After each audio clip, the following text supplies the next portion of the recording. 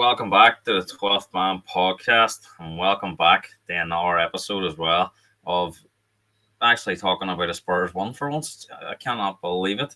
We're going to be looking ahead to the Europa League final, where, of course, Spurs will take on Manchester United in Bilbao. We'll look back at a fantastic Champions League tie between Inter Milan and Barcelona, maybe even the greatest semi-final ever. Of course, PSG beat Tottenham's North London rivals Arsenal. They knocked them out of the Champions League. It's another season without a trophy for Arteta. How long can it carry on? And we'll also look ahead to the weekend's games, including Liverpool and Arsenal, where, of course, Arsenal, which confirmed today, will be giving Liverpool a guard of honour as they are the champions. Owen, I tell you what, it's been very difficult to think for a number of weeks to do podcasts about Premier League football because there's very little to play for. A relegation battle has been done for a long time. The Premier League title race has been over for a long time. The top four race, you could say, is the only thing really going. But it's kind of the same teams every week that are involved anyway. These European ties have kind of been the big stories over the last few weeks. And of course, there is a big story now in England, of course, because it is a Spurs Man United final. Owen, I mean, can you believe it that these two teams have made it all the way to the European final in Bilbao? No, I think even yourself, we've had discussions about it off camera. Like, I think even yourself are surprised to see Spurs in the final. But it's just you don't know what happens in these European competitions. Like as we were speaking about before we came on, everyone was thinking Frankfurt was going to beat Spurs, me included. Everyone thought that. You did get a bit lucky with Bono Glimp, but that's not your fault. That's a luck of the draw, and that's so. But hey, if it doesn't matter getting to the final, you have to win the final, and notoriously Spurs don't. So will that play a factor? But as for United, again, like you're seeing team what United are 16th, Spurs are 14th, 15th, and they're in a European final. It just shows you like the old saying goes, anything can happen in football, and that just proves it. Do you think over the last sort of 6 or 7 weeks that these teams have really only had two eyes on the Europa League, that they've kind of given up in the league? Do you think that although they've been poor this season, do you think the kind of results that they've been having over the last 6 or 7 weeks is partly down to the focus on this competition? And you could argue, and some sort of way it's justified. Both teams have been making a lot of changes in the Premier League games. 8-9 changes for the last 2 or 3 weeks, really. And between these quarterfinals and semi-finals, I don't think United and Spurs have won a game either side of these quarterfinals and semi-finals. So, I mean, is it justified now they've got to the final? I know only one of them can win it, but just in terms of making the final, both clubs won their two semi-final games, and they got one. They get one and a draw out of their quarterfinal games. So they've kind of been winning the most important games and the round all those Premier League games. Aye, but as you say, it'll only one team will be celebrating come. When do you say that's the 21st of May? Yeah. That's early, isn't it? I thought it was. I thought so the Europa League finals on the 21st. The Champions League finals when 31st. At 10, and then the Conference League final. I don't care about that. It's So the 8th, I believe. I won't even be watching that, to be fair. But no, it's a strange one. It really is. Like they've definitely had one eye, probably both eyes on the Europa League because they both know that their league campaigns is over. They're not gonna finish any higher, and they're not gonna finish any lower than what they are now. Well, possibly they could, but it's very unlikely. But it's gonna go one of two ways. Like you as a Spurs fan are gonna right, we won a trophy, awful league campaign, happy days, run the champion. See how can you finish 17th and end up in the champion? That's mental. Like I mean, United fans have been more used to this than Spurs fans. You think about last year, missed out in Europe, got into Europe through winning the FA Cup. Of course, they won the League Cup a couple of years ago. So, they have been kind of saving their seasons with these cups. So this could be their third in 3 seasons. So Where does it, how where does it stand up to Man United become a top team? They're a very inconsistent team, but we've seen on their day they can beat anyone, which is strange for a team that people don't really rate. They can kind of beat anyone and also probably lose to anyone. We've Yeah, seen them go to this year and probably should have won the game. They got a draw. They went to Man City and won. They knocked Arsenal out of the FA Cup. The people never really give them a chance against Bilbao, and they beat them 7-1 over 2 games. So they are a team that can turn up, and when they do turn up, very difficult to beat. it is. And Amram said himself, which is an indictment. I don't know if you've seen it, but Amram said himself, if we do win the Europa League, we'll be the worst Premier League team they ever do. So Yeah. that just show, that just shows one where these two teams are, and two the standard of this competition that everyone thought would be difficult. But you know what? You have to give credit; they got there on merit. So I'm not going to say I'm going to be in neutral here. I'll be cheering. I'll be for once. I'll be hoping Spurs don't do what Spurs do and bottle things. So I'll be hoping. I'll be hoping that they see a Spurs win in Bilbao. Not only because they're playing in it, I think it'll be good for Spurs just to get that monkey off their back as well. So and it, Well, and we have seen this season a team end a trophy drought a lot longer than Spurs, so maybe it's going to be one of them seasons for we see with Newcastle, don't we? So maybe Spurs yeah. can do something similar. I mean, you've made it quite clear a lot that you don't really rate these two teams at all, United and Spurs. I mean, do you think the jeopardy of the final, the fact that one team can get into the Champions League and won a European trophy to rescue their season, makes it a more exciting final than the actual two teams playing in it? Oh, it'll be a great final because there's a lot riding on it. And I've said to you, regardless of what happens with Spurs, I think you'll have a new manager at the end of the season.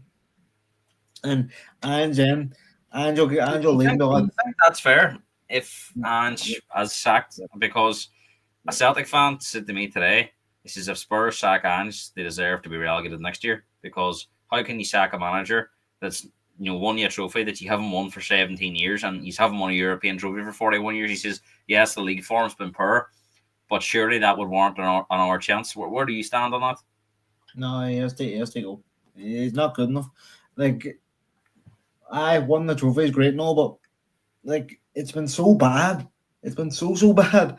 Like just say Spurs didn't have this Europa League final, it'd be gone long ago. So I think even the noise coming out of the club itself, from what I've seen, is that he's going to go regardless. So I just think it needs a fresh We start. heard this last year, but with Ten Hag, and then all of a sudden there was a change once they won it. Do you think that the Spurs fans will No, feel but, different? but And the look how Spurs, what's that? look how Ten Hag turned out then. No, I agree, I agree. But do you think that the Spurs fans that have been quite critical of Ange, you know, there was a video last night in the change room of Ange, and I've seen a lot of people tweeting it that have been kind of anti Ange or saying like I'm back on board now, and if he wins his trophy, then maybe he deserves another chance because obviously videos can paint things in different lights, but it certainly looks like the players are behind him. And he's saying that in the change room again. Look, you can read on it however you do. I mean, this could have been organised for all we know. But a lot of Spurs fans last night were kind of like, I'm behind him now. I'm behind him for this final, of course. But I think if he wins it, you can imagine the parade in London of Spurs parading that trophy around, the fans going crazy, the players going crazy. Big Ange probably doing a big speech of "We never stop" and all this sticking out at Celtic. It could rejuvenate the feeling of maybe he deserves another shot. I mean, I Um, do I do not think that's out of the realms at all. If Spurs won this, I don't think it's a guarantee he goes. well, for me, I think I'm an outsider. Like I don't care if he goes or stays. But for me, I think he'll go. I think he'll want to go. But as you said, you don't know how it'll turn out if he's won the trophy. But I think if he don't want it, he's definitely gone. Yeah, I mean, look, I think I've made it pretty clear that even if he does want it, I think it will be best for everyone if Uh, he moved on. But look, that's now they say I could change your mind in a couple of weeks' time. You know what I but mean? then, but then, like you're sitting there, Spurs have had a terrible season domestically, but won this, and he's running the Champions League next season. So it's there's a lot, and that comes Well, with the not question is only then the question is, do you back Ange with big money because they're going to need big money to compete in the Champions League? We know that the squad's not good enough. It's not big enough. It's not enough quality in it. There's a lot of young players there need to bring experience in. Is Ange the best man knows the group, knows what the group needs, or do you give that pot of money to somebody that you don't know and you maybe don't have as much trust on, because whoever you bring in is going to be a big gamble as well. Though it's not guaranteed. People have mentioned Areola, Thomas Frank, Marco Silva, or any of those three. You know, the names that you would go, you would hang my hat on them being the ones that can sustain success at Spurs, because Bournemouth have tailed off a bit towards the end of the season. They're going to Areola. It looks like it's going to stay anyway, but we've spoke about his style of play and the amount of injuries that Bournemouth have had. Marco Silva at Fulham, decent season there, but this is a different job. Thomas Frank's been at Brentford a long time, where there's a really, really good recruitment system in place. You're working with a different team, a different budget here at Spurs. I mean, I don't know who's out there that I would be totally confident in as well. Ten Hag, get him on. No, it's strange, but you never know. Like you see these appointments out of left field. Like last season, Liverpool were linked with De Zerbi, with Alonso, with a few, and then Slot comes out of nowhere. So, well, obviously the club knew him, but like for me, not gonna lie, I didn't know much of him when he came in. So if it is a new manager, it could be someone that we're not expecting. So you just have to see how it plays out. But it might all depend on this cup final, because if he's won it, it's great, and they might think, right, give him at least say Christmas, like they did, or November, Christmas time, like they did with Ten Hag, and see how it goes in. But if you lose it, I think he's gone. Do you think he's learning any lessons, in recent weeks, that they definitely haven't been committing as many bodies forward? They, against Bodo Glimt, even though Spurs probably feel they're a superior team, they were happy to have less possession, get men behind the ball, and make it difficult for Bodo. We've seen that in Frankfurt when they went out there as well, and it's got them results. As there a thought in man's head that maybe he was wrong and he's going to be a bit more flexible, and if he is a bit more flexible, would that make his chances of being a more successful manager in the Premier League? Oh, definitely. I definitely don't think he's going to be more flexible. I just think he's scared to get injuries going into a possible final. So I think if anyone else breaks down, like you've seen already, Madison's out for the rest of the season, but he's always injured, so he doesn't really count. Bergvall's out too. Who's out? Bergvall. I see. That makes it up. And to be fair, both of those injuries were total freaks, like, so there's not much you could say about that. But what happened? I know Madison was his hip, wasn't it? Nah, MCL. He was nobody near him on the pitch in the first leg, and he just planted his foot wrong, and ligaments went, and Bergvall went over his ankle in training. So that freak injuries can happen. It'll be interesting because Mason Mount is sort of platform about the United, and Bruno's there. So where is Spurs' creativity going to come from in that game without Madison? Yeah, and United have definitely improved, I think, and definitely in recent weeks they seem to be scoring a lot more goals. And they're definitely a bit more of a different animal with Amad Diallo back as well. But a very exciting final. One person that doesn't agree with the possibility of Champions League football for either United or Spurs is Arsene Wenger, of course, doing a lot of work with in the game at the moment. He says that, regardless of who wins it, none of these two teams deserve to be in the Champions League next season. I mean, how do you feel about that? Wenger throwing his hat in the ring there, saying, two per sides, they don't deserve to be in the Champions League next season. I mean, they don't deserve to be in it, but those are the rules of the Europa League, and it has been the rules since. Was it the rules when it was called the FA Cup? I can't really remember. It changed in 2014 because they wanted to make it a more glamorous trophy, because there was obviously you could win it and get into the Champions League. But I mean, I know what you're saying there, and you have a point about they're so poor in the league, these two teams. But they have, if they won a European trophy, surely they'll have earned their place and the Champions League next season. I don't see. I'm saying they don't deserve it based on their league form. But if they won this competition, then they more than deserve it, because those are the Crystal Palace beat Man City in the FA Cup. They go to Europe. Do they deserve to be in Europe if they finish 12th or 13th in the league? So it's Obviously, you obviously could not. But then if you beat Man City in a final, you're gonna. I don't think they'll care about being in Europe. I mind the year we lost the Europa League final to Sevilla. It was Klopp's first season, and we finished like what ninth or something, and I was buzzing to get in the Champions League, and obviously we lost. So for me, I just think it's been the rule for ages. Like it's not like it's just been the rule because United Wigan, and Spurs in the final. Wigan and Birmingham both got into Europe the years they were relegated as well. So that there has been crazy scenarios, but I think that it's just different competitions, and a few says it as the rules. But I don't think Wenger needed to say that. I No, mean, like I you wonder know, would he say that if Arsenal were in the same position? I don't think he would. well, and then I think if you take away this price, it makes the Europa League less glamorous. Yeah, Now look, it's still a big trophy, but I think for especially the likes of Man United, I think Man United fans are looking at this as more we're going to get in the Champions League if we want it, whereas I think Spurs are looking at it as a European trophy more so than the Champions League. I think both teams will it'll mean different things to them. I think United probably feel that they need Champions League football to kind of get back to the top table, whereas I think Spurs fans probably feel that well, it's great to be in the Champions League, but we're not going to do much in it, yeah. and it would be great just to win a European trophy, and I think that's kind of where both clubs are at, but. You seen already. Amram said that United won't be able. Stevie saying he's right. Who's he support? Liverpool. Well, I don't agree with him to be honest.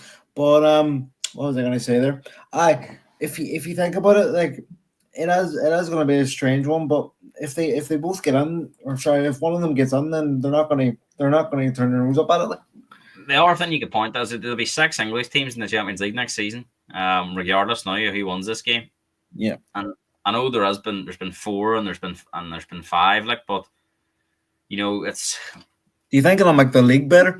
I mean, should they rename this competition because there's not many champions actually in this competition. If you think about it, there's only one champion in every league, and then you could argue maybe the winners of the European Cup, if they haven't won their league, which is impossible. Well, I suppose Inter Milan haven't won the league actually yet, so they're fighting Napoli. But PSG Yeah. are obviously the champions of France. But there's so many 6 English teams next year in the Champions League. Is it too many? I don't know because what wasn't there a rule before it was only champions that got on it with other. It's called the European Cup. I think so. Maybe they should revert. Maybe they should revert back to that. The Europa League, or as known then was the FA Cup, was the second place teams in the league. So again, that was a lot of strong sides. So And I think maybe at the time it was basically a knockout competition. You played a 2-legged tie against anyone. There was no group do you think stages. do you think they should change the name from the Champions League back to the European Cup? Just The problem with it is they want more teams on it, and they want yeah, big names on it because if it's a Champions League, you can only have Barcelona or Real Madrid on it because they both play in Spain. You can only have either one of United or Liverpool, or Arsenal or Man City. So this is the issue. This is why it was yeah. changed because they So like want big name teams on it. next season, the actual champions of their leagues are going to be like what Liverpool, Bayern, Barca, probably, and Inter of the main big leagues in PSG. So it's gonna be it is weird, but I don't mind. I just love seeing all the big teams on it. To be fair, unless it's Mm. United, then I like the last. Um, Other people have says this Europa League is very weak format this year. The teams on it haven't been strong. Do you think this new format has made it weaker? There's 36 teams now in the Champions League. There's no teams dropping down that used to finish third in their group. You would have had the likes of Roma dropping down, sometimes AC Milan, sometimes even seen United drop down. Barca Um, dropped them a few years ago. Barca dropped down. We've seen Dortmund, Atletico Madrid drop down before. We've You know, dropped down a few times. yeah. So I mean, do you think it's weakened this competition by that rule being taken away? That it's only the teams that started on it now that stay in it. It has weakened it, but I never liked that rule to be honest. Because if I think if you qualify for a competition, you shouldn't get rewarded for not doing well in that competition by going into the weaker one. So I think it should be. The Europa League should be weaker theoretically than the Champions League because better teams should qualify for the Champions League. I know it doesn't always work out like that, but I never really liked the rule of you finish third, but you can go even when we dropped down, I just thought like if you're out, you're out. Like I don't think it's fair that the Champions League teams were able to drop down. Yeah, and under this format, the only way I could see they could do it that would improve it, I don't think the teams that I think the teams that finish outside of the top 24, the 12 that went straight out there before the playoffs, don't make the. I don't think any of them make the competition any stronger. So I think No, I would have to be the losers of the playoff games, and going I, to I don't think you can join that lit. You'd be talking about these teams joining in March. like you'd be thinking, like say they did that this season, what Man City be in the Europa League, Yeah, they would have been now. uh, which is no, I don't see the problem with people not dropping down because I just think I never, as I say, I never was a fan of it, and I think if you're in a competition, if you're not good enough to win, if you're not good enough to qualify for the next stage of the Champions League, then you shouldn't be rewarded, so to speak, by dropping down to the weaker competition. Yeah.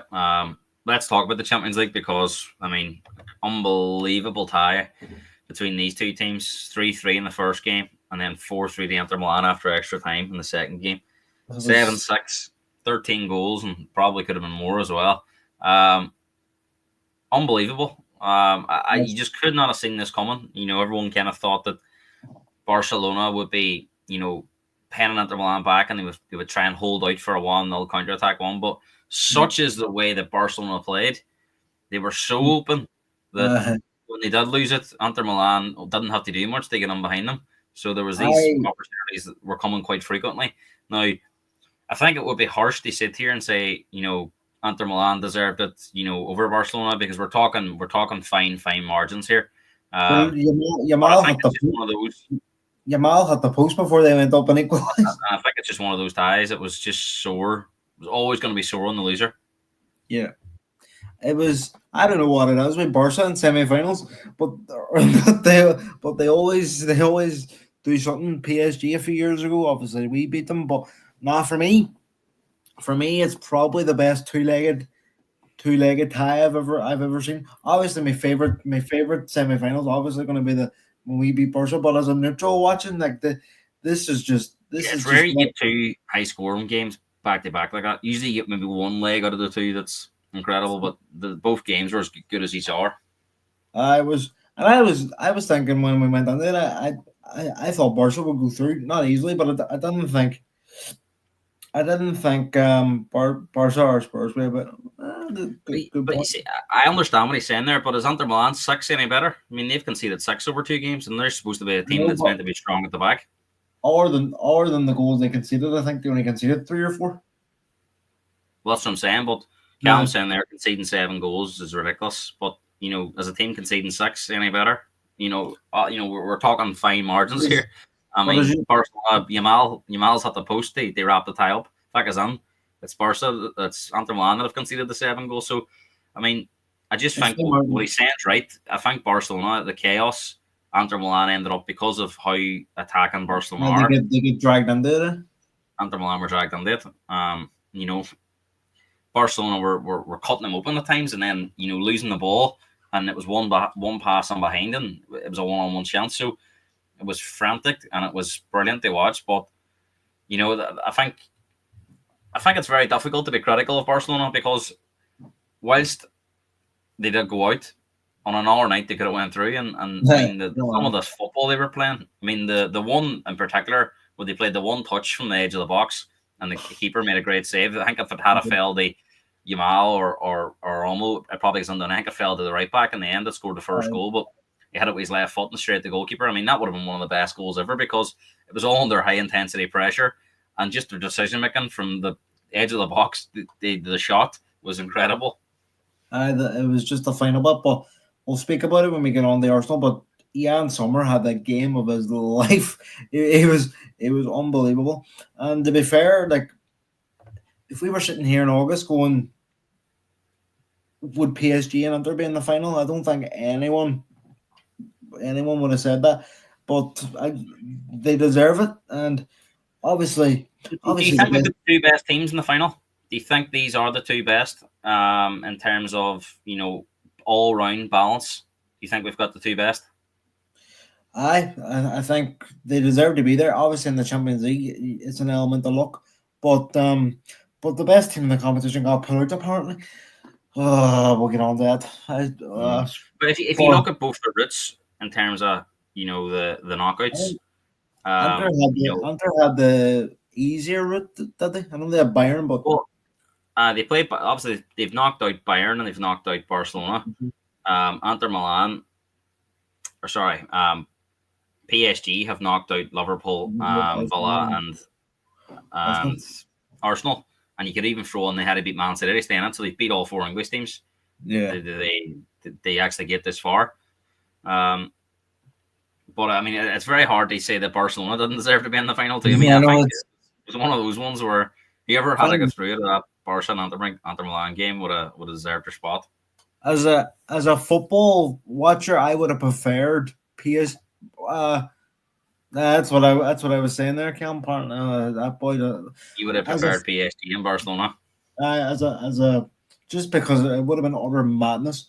I generally, but fair play to Inter, and to be honest, I would like to see Inter win it because I like I know PSG are kind of not seen as they're seen as bottlers in Europe, but I think honestly this is a 50-50 game. But if PSG this is mad to say, but if PSG still had Mbappe, Neymar, Messi, they wouldn't be in this final. I'm convinced of No, that. I don't think so. I mean, Barcelona's style of play has obviously been questioned.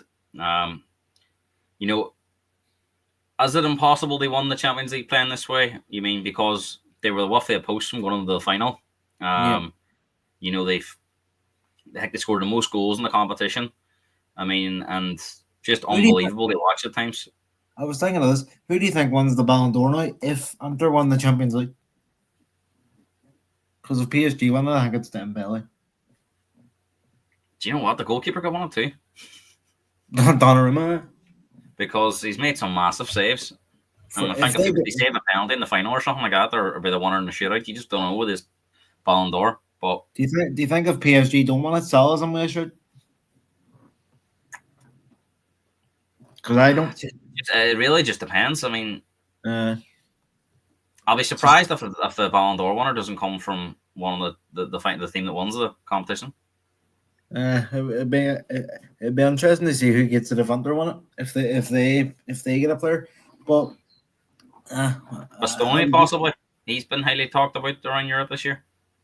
he's always a centre back that teams want. Spurs were linked with him a few times, I but. really don't know. Honestly, you could throw anybody under the hat. If Inter Milan won it, maybe it isn't a guarantee that it's one of their players. But Uh, but if PSG won it, I think it's definitely coming from there. And if Barca had won it, it was Rafinha, so it's one of them.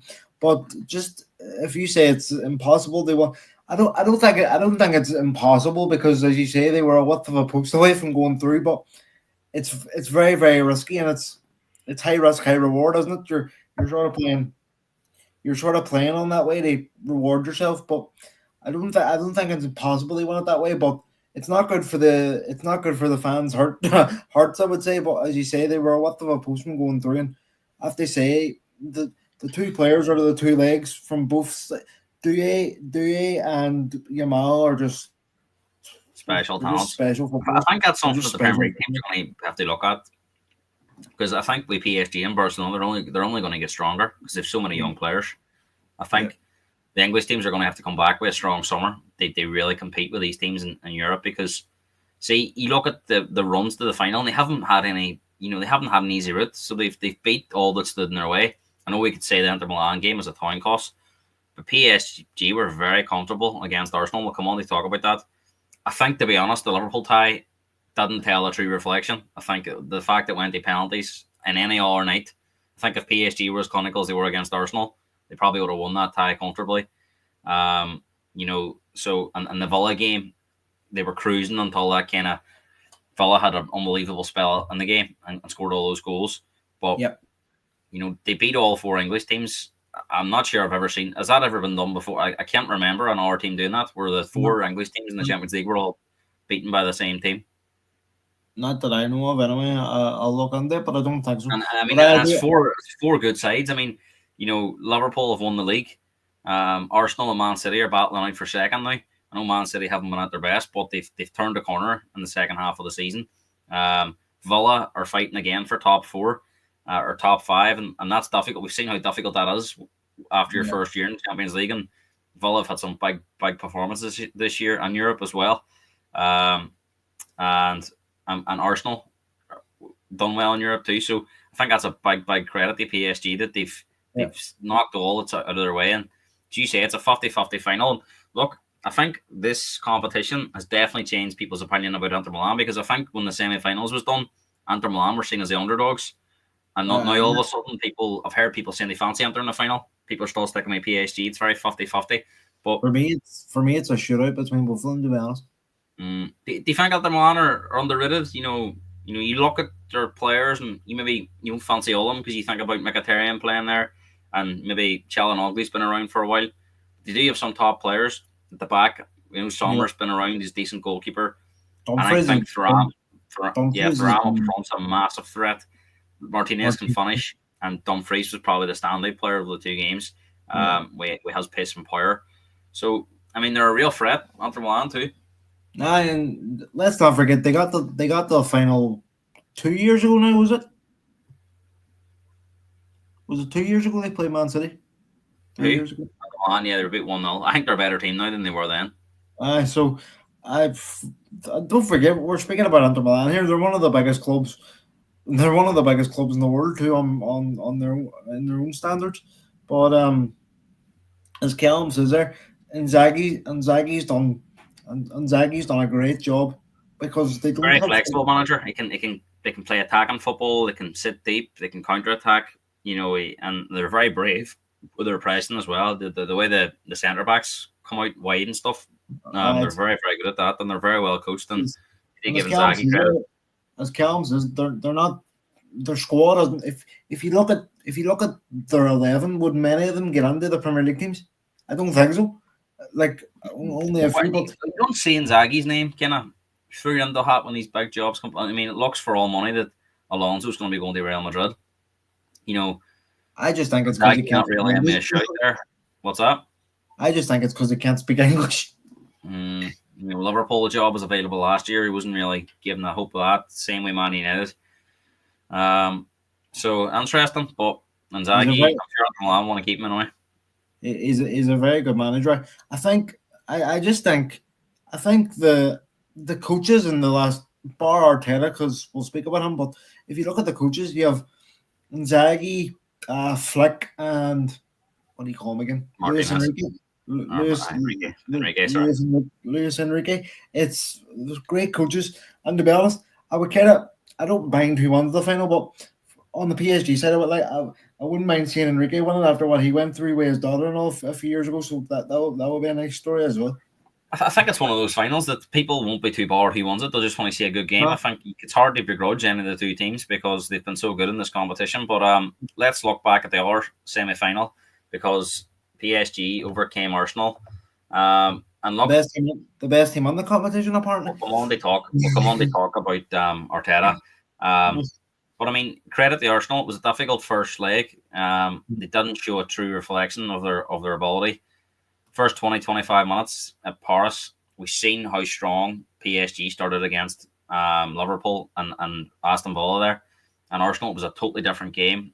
They dominated for the first been at least 2 goals up with them 3 or 4 big chances in the first 25 minutes.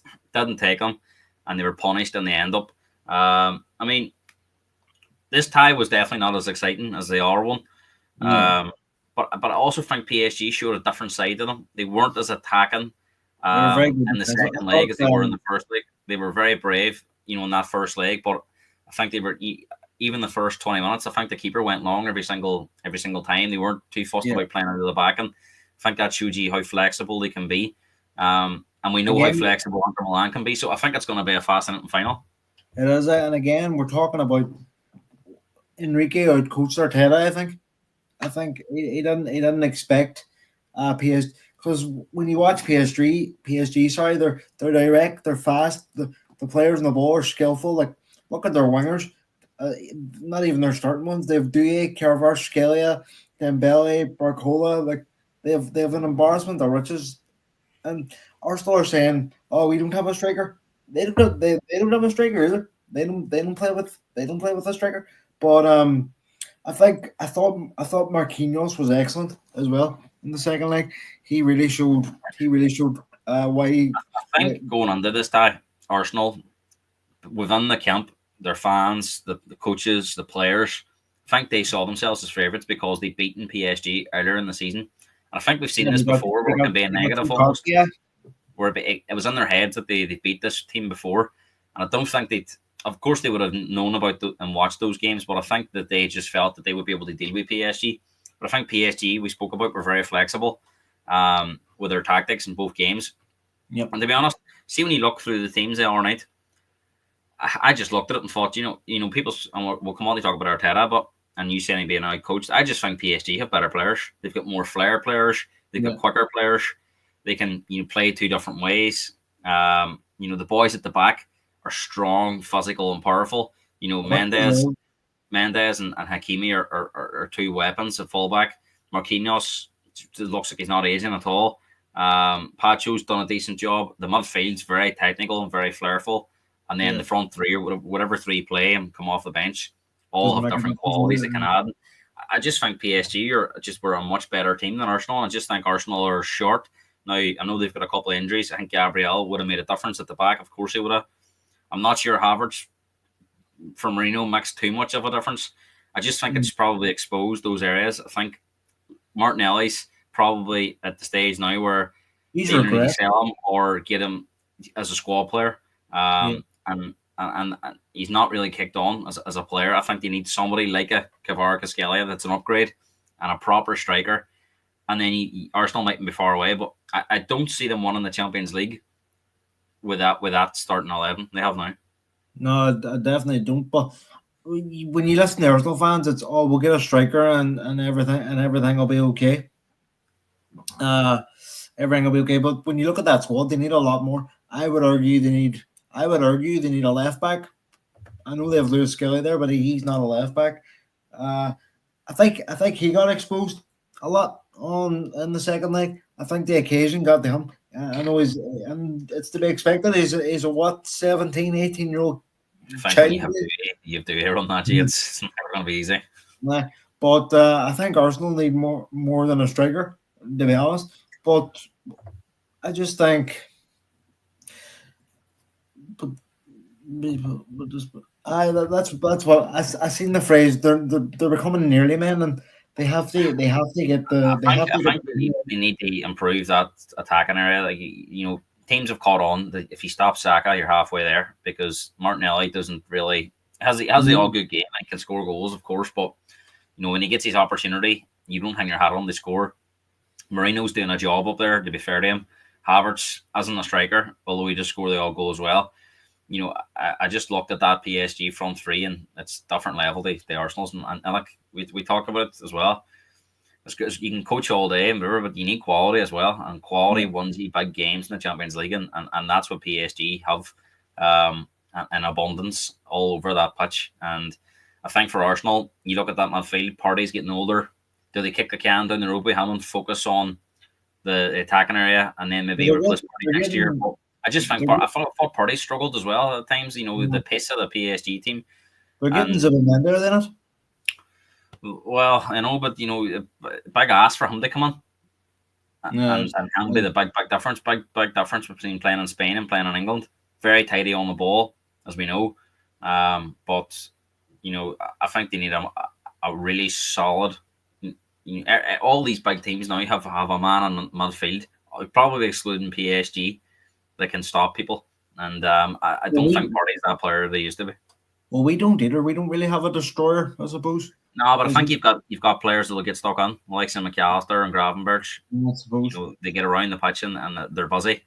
Rice, I think's torn when he's playing Between both between sides. being I think Rice is best served going forward. He's Do you better know as what I an mean? eight. He's more of an eight than he is a six. But no, I do agree that PSG they have a lot. They have a great technical players. I know Calvin saying about Neves. He's top, but there's something about Vitinha I really like. Neves and Vitinha are great, but for me, I prefer Vitinha. I don't know why.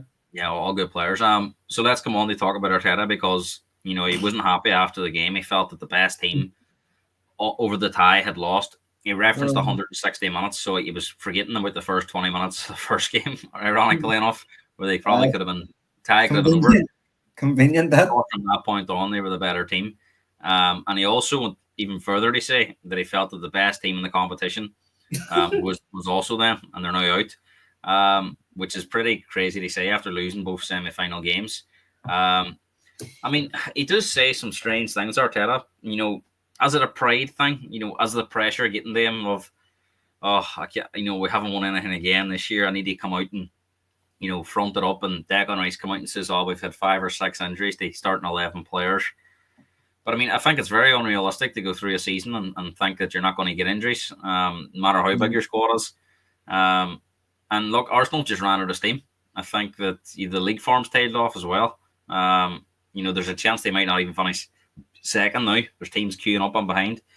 And just think despite the injuries as well, they've been short. Yeah. Jorginho's on about moving on now, and who knows what happens to Party, but it's a massive summer coming up. But, I mean, Arsenal fans are starting to question if Arteta is going to be the man. Some of his loyal supporters have actually said that they're willing to give it one more. Not all of them, but I did see some of them this week says next year now it has to happen, and they don't mean a League Cup or an FA Cup. They mean either one of the big two, a Premier League or a Champions League. And I suppose they feel that that's where they are, but it's very difficult to win those competitions. So I mean, I don't know where this story ends, but the one thing I would say is if they do sack Arteta, they need to make sure they're bringing in somebody better. And it's not easy. We've seen Spurs sack Pochettino and think, we'll just get a born winner on and that'll solve all your problems. But it doesn't always work like that. So, It doesn't. how much pressure do you think Arteta's under within Arsenal? I mean, obviously there's external from certain fans, obviously more so than ours. But do you think Arsenal owners will be pretty happy with their season? You can't be happy when a lot of people. Well, not me. I predicted Man City they won the league again, but a lot of people predicted Arsenal they won the league, and that's what Callum says.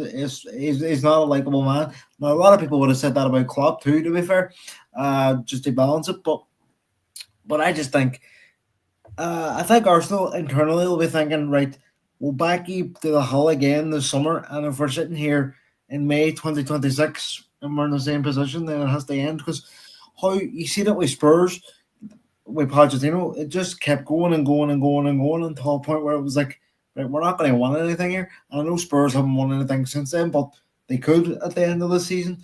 So I just think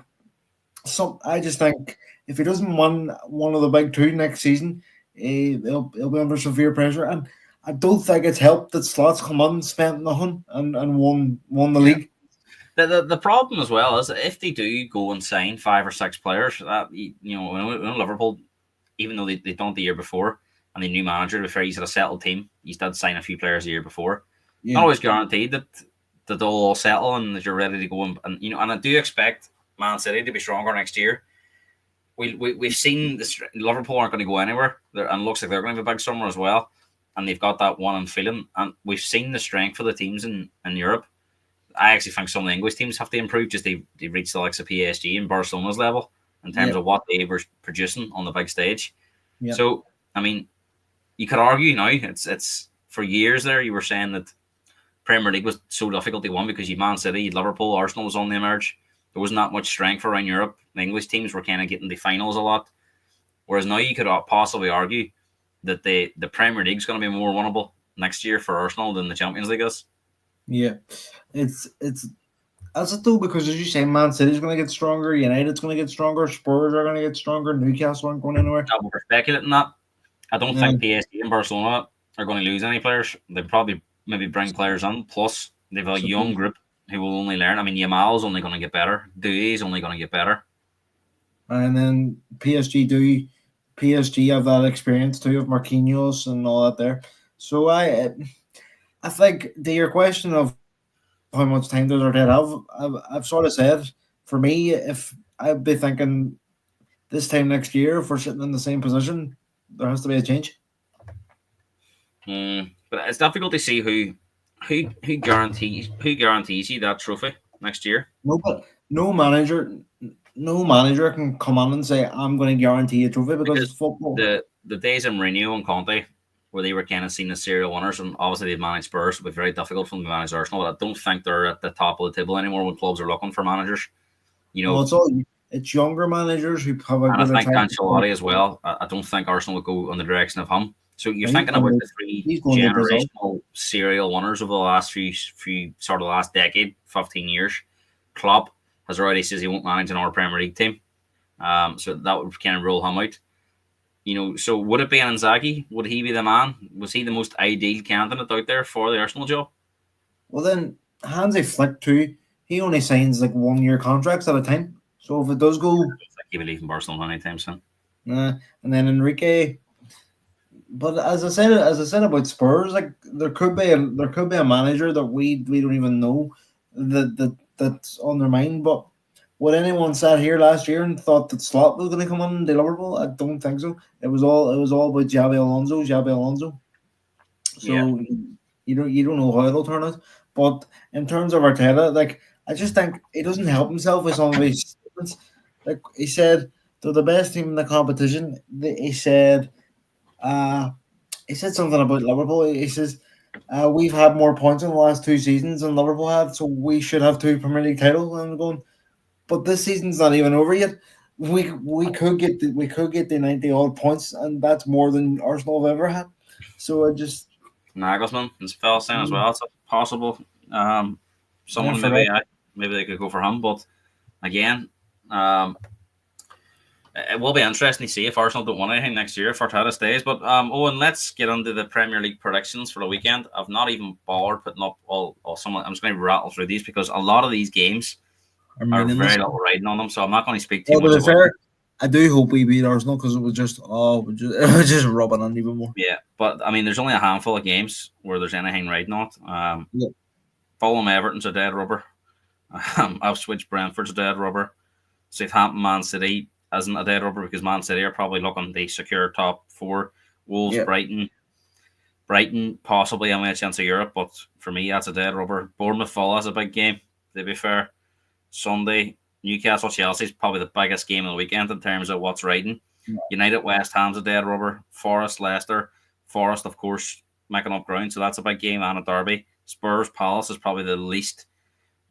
Palace have a big FA Cup final coming up. They'll be not Yes. get any injuries, and Spurs have a Europa League final coming up, so they're not winning injuries. Number Liverpool 12. Arsenal, you could say there's a bit of needle because of the two teams don't like each other, of course.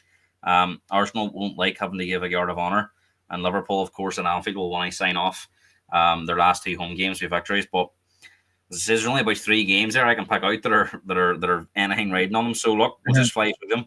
Fulham Everton, how do you see that going? Uh, 2-1 for them. Yes, man agrees. He says for him it's pretty much irrelevant. 2-1 Fulham. I'm going to go for a draw, one each. Ipswich Brentford. Brentford, to be fair, flying away from home at the moment. 2-0 Brentford. I'll go the same. Southampton Man City. Pick a score. 5-0 Man City. 5-0 City. I'll go 4-0. Wolves Brighton. 2-2. I'm going to go 2-1 Brighton. Bournemouth Villa, 5:30 game. Oh. 2-1 Villa. I'm going to go for a bonkers game, 3 each. Newcastle Chelsea. Now, I think this kickoff time spoiled this game because it's 12 o'clock on a Sunday, and notoriously these early kickoffs on a Saturday don't always be great, and a Sunday at 12 o'clock is even earlier. That's had to be moved because of Chelsea's Europa Conference League, but I think they could have moved this day a night game. They could have moved this day 7 o'clock, but they're playing at 12 o'clock. Now, we know St James's Park will be up for it, but just the players, obviously. How do you see this goal? I'm going to go 2-0 Newcastle. I think they'll get over the line. I'm going to go 1-0 Newcastle. Man United West Ham, 2:15. I'm going to go 2-1 West Ham. Because Not 2-1 West. I'm going to go 2-1 Man United. Nottingham Forest Leicester is the 2:15 live on Sky game. Of course, big derby. But Leicester might be up for this because it's a derby game. They did get a one last week, didn't they, Leicester? And depending on what happens in the Chelsea Newcastle game, could be a Big big. pressure for us to this game. They Uh, don't win this. I think it's gone for them. I have to win this. so I think they all. I'm going to go 3-1. Nottingham Forest. I'm going to go 1-0 Forest. Probably the most irrelevant game of the weekend, 2:15 as well. Spurs against Palace. Flip. It's probably going to be like under 21. I actually think we'll win this game, because I think Palace have the FA Cup final on Saturday, so I think they'll rest everyone. I agree. I'm going to go 2-0 Spurs. 2-1 Spurs. I'm going to go. Liverpool Arsenal final game of the weekend. Guard of honor. Arsenal's record at Anfield's horrific. But maybe they'll want to lay down a marker for next season. But it depends what's left in the tank after Wednesday night.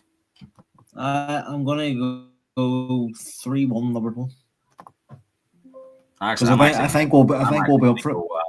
3-0 Liverpool. I think Arsenal's checked out. And I think we'll be up for it because we're at home and because we want to prove to them that just because we won the league, we're not going to stop. But it's weird because everything's sort of sewn up in the Prem, isn't it?